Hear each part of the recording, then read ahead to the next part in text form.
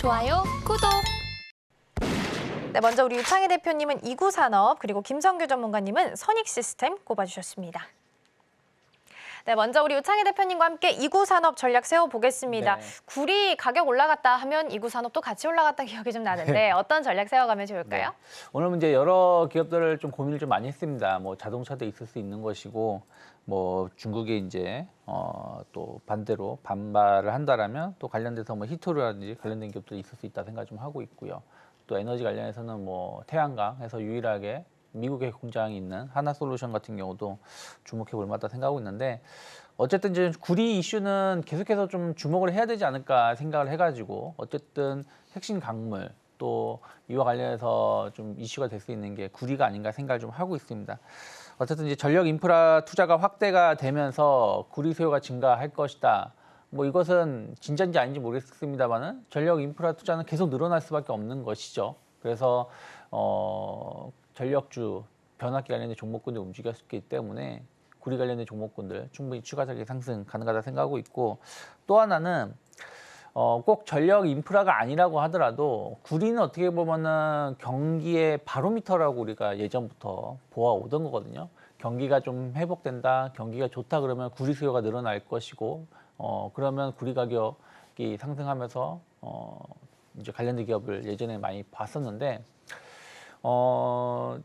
지금 유럽 같은 경우 보면 의외로 경기가 나쁘지 않습니다. 경제 성장률이 생각했었던 것보다 좀 좋게 나오고 있고요.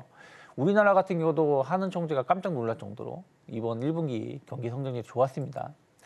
그리고 이제 중국이죠. 어떻게 보면은 구리 수요를 가장 많이 차지할 수 있는 나라, 단일 국가라면 중국, 인도 이런 나라인데, 뭐 중국 대규모 경기 부양을 하고 있는 거 아니겠습니까? 그와 관련해서 주가도 많이 올라왔고요. 그래서 이런 것들을 감안한다라면 글로벌 경기가 생각했었던 것보다 나쁘진 않다. 그러면 구리 수요는 꾸준히 늘어날 수밖에 없다 생각하고 있고요. 오히려 그런데 구리 공급은 계속 감소하고 있는 거 아니겠습니까?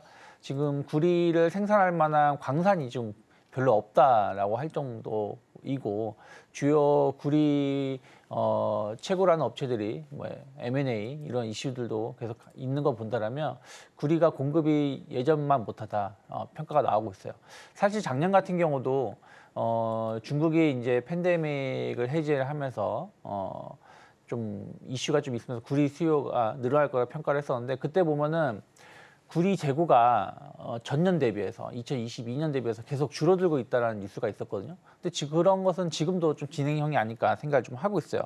그러면은 구리 가격은 상승세가 더 유지될 것이고, 또 어쨌든 이번 CPI 이슈로 인해서 금리 인하 가능성이, 그러니까 한 3회 정도로 인하 가능성이 좀 확대되는 부분들, 어쨌든 금리가 인하가 된다라면 이런 뭐 금이라든지 구리, 뭐 은 이런 광물 가격도 높아질 수 있지 않을까 생각을 좀 하고 있습니다. 거기다 아까 말씀드린 대로 미중 무역 분쟁 이슈가 좀 확대가 된다라면 뭐 중국이 꺼내들 수 있는 거는 핵심 광물 규제인 것이고, 또 구리 수요는 계속 늘어날 수밖에 없는 구조입니다. 이 전기차든 발전이든 관련돼서 구리가 계속 사용될 것이니까요. 그래서 그런 거 감안한다라면 이구산업 같은 경우는 한 6만 톤 정도 우리나라에서 생산을 좀 하고 있고요.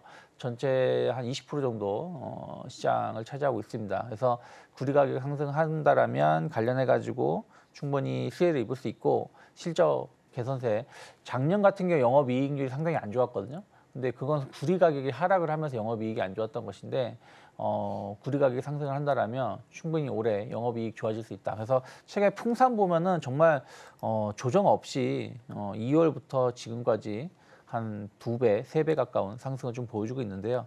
이구산업은 이제 시작이 아닌가 생각을 좀 하고 있어요. 그래서 약간 변동성은 있을 수 있는 자리라 저는 생각을 하고 있는데, 지난 4월 달, 작년 4월, 그리고 작년 8월 달 고점이 6,500원, 7,000원이었는데, 이제 이 자리를 이제 돌파를 거의 뭐, 확인시켜 주는 것이 아닌가 생각을 좀 하고 있습니다. 그러면, 그 월봉으로 본다고 했을 때, 역사적 신고가 행진을 지금 진행되고 있는 부분들이기 때문에, 저는 일단 단기 목표가는 10,000원 정도 열어놓고 있고요.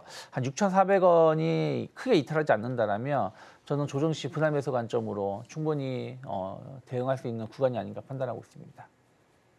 네, 첫 번째 종목으로 이구산업 살펴봤습니다. 말씀해주신 것처럼 공급단에 좀 문제가 있는 상황 속에서 수요가 급격하게 늘어나면서 가격이 좀 상승하는 흐름 보이고 있습니다.